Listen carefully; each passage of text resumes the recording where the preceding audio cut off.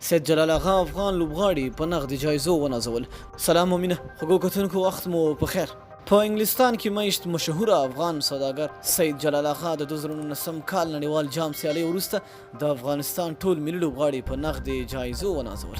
دغه ډیولپر کمپنۍ مشر سید جلال آغا په نړیوال جام کې د افغانستان د وروستۍ سیالۍ وروسته په لیډز ښار کې د یوې ناستې پر مهال ټول افغان لوبغاړي ونازول او ورته یې نغدي جایزې اعلان کړې. د نړیوال جام په دوام هم افغان سوداګر سید جلال آغا د اتلانو د تشویق په پار د بنګلادیش او افغانستان ترمنځ په سیالۍ کې نغدي جایزه اعلان کړې وه. هغه ویلي و که چېرته افغانستان له بنګلادیش سیالۍ وګټي نو افغان اتلانو ته به 120,000 امریکایي ډالره نغدي جایزه ورکړي، خو هغه سیالۍ هم افغانستان بایلوده.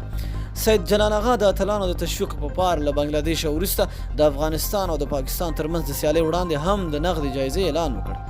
نوموړي هغه وخت وویل که چېرته افغانستان له پاکستان سیالۍ وګټي نو افغان اتلانو ته به تر 200,000 امریکایي ډالرو پورې نغدي انعام ورکړي. د دې ټولو ماتو سره سره سید جلال آغا افغان اتلان له لندن ناهیلي او تشویق لاس رخصت نه کړ. هغه د افغانستان د وروستۍ ماتې وروسته ټولو ملي لوبغاړو سره په لیډز ښار کې یوه ناسته وکړه او د دغې ناستې په ترڅ کې هر یو افغان لوبغاړی په نغدي جایزه ونازوه.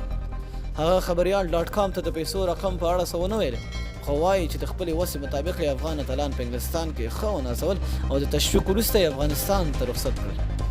سید جلال آغا هغه ځوان افغان سوداګر دی چې په تیر نړیوال جام کې ټول افغان لوبغاړي وستایل او د هر ډول همکاري او ډاډ یې ورکړ. هغه خبریال ډاټ کام ته ویل په نړیوال جام کې ورته د افغانستان بیرغ رپېدل له نړیوالو اتلولۍ ډېر ارزښت لري. هغه وړاندې وایي ما ته هېڅ کومه معنا نه لري که داسې 100 نورې لوبې هم وبایلي، موږ ته اتلان دي، زه یې تل تشویقوم او ما ته دا په نړیوال جام منظور دی چې د انګلستان په خاوره مو د افغانستان بیرغ رپانده ولید. سید جلال آغا زیاتوي افغانان باید افغان لوبغاړي هر وخت په هر ځای کې ونازوي تر څو په راتلونکو نړیوال جامونو کې د افغانستان بیرغ په نړۍ کې یو ځل بیا رپانده وساتي. هغه په وروستیو کې له ټولو افغانانو یو ځل بیا وغوښتل چې په هېواد کې د افغان اتلانو درناوی او عزت وکړي، ځکه همدا مېړني ځوانان مو نه هېرېدونکي اتلان دي. د یادونې وړ ده دا لومړی ځل دی چې له افغانستان بهر یو افغان سوداګر د افغان لوبغاړو ستاینه په لوړه کچه کوي او لوړ انعامات ورته ټاکي. مینه او مننه چې ویډیو مو راسره تر پایه وکته. د نورو ښکلو معلوماتو لپاره زموږ چینل درسره حتما سبسکرایب کړئ. تر بلې ویډیو د لوی الله په امان.